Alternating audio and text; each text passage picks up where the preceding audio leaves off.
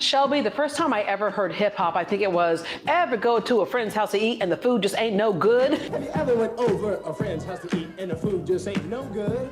I mean, the macaroni soggy, the peas all mushed, and the chicken tastes like wood. Obviously, hip hop music is much deeper, much richer than that. Got its start, I think, in the South Bronx, and then, of course, spread across the country. In Houston, we have our own style of hip hop. My mind is playing tricks on me.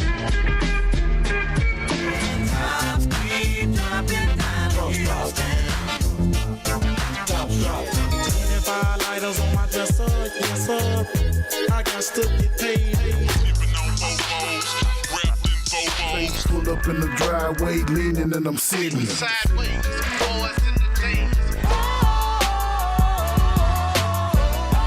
I was probably aware of it back in middle school, but I kind of developed my own love for it from listening to what my parents listened to, and I kind of just shaped my love for music from there. Yeah. Can you explain to people like what hip hop is? And it's kind of like rap and hip hop kind of go together, but what is it that makes it different from other forms of music? Hip hop is really, it's a culture in itself. So it's not necessarily just music, it's art. It's a lot of different aspects that fall under the umbrella of hip hop. We've done, as Black people, we've done so much with it, and it's no longer just music. It's a story, right? And it's the poetry of those words that go to the beat. You got this idea one day because you love hip hop. What was your aha moment for the museum? Actually, I was in class one day with my peers. I just graduated with my master's, and I was in class about a year ago, and I was just randomly talking with my peer group, and I was just like, it'd be really cool if Houston had a hip hop museum. And everyone was kind of just like, you know, Shelby, like, you're actually like the best person to create one, because everyone knows my love for hip hop, my love for music, and I just want to bring that to the forefront for Houston. So, what will that museum look like? Honestly, I just want it to be a very large educational but cultural space that highlights everything that Houston has done in the music industry. I want it to be fun. I want it to be dope. I want it to be really cool.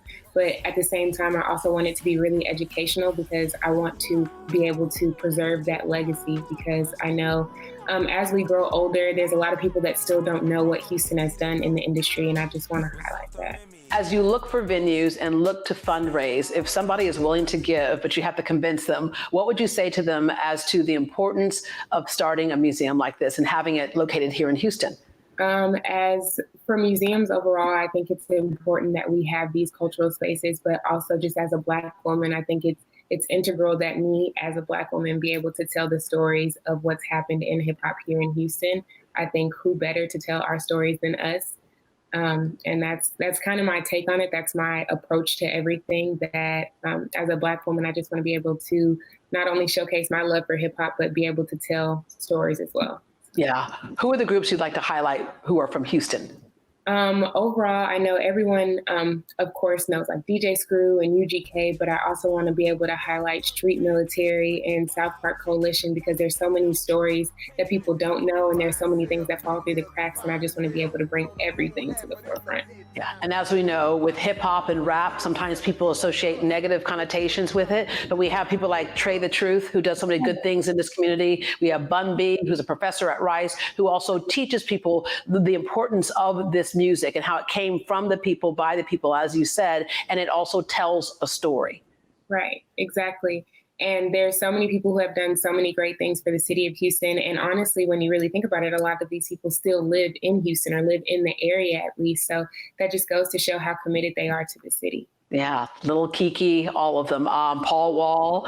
Yeah. I can go on and on and on, but I'll end with ever go to a friend's house to eat and the food just went no good. Okay, that's where it all started for me, but I hope it ends up in this wonderful museum that you are talking about. How far away do you think you are before that becomes an actual reality?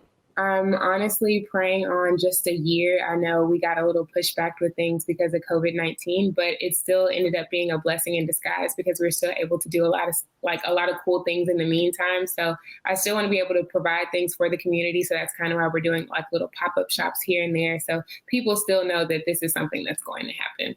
All right. Thank you very much. Thank you so much for having me.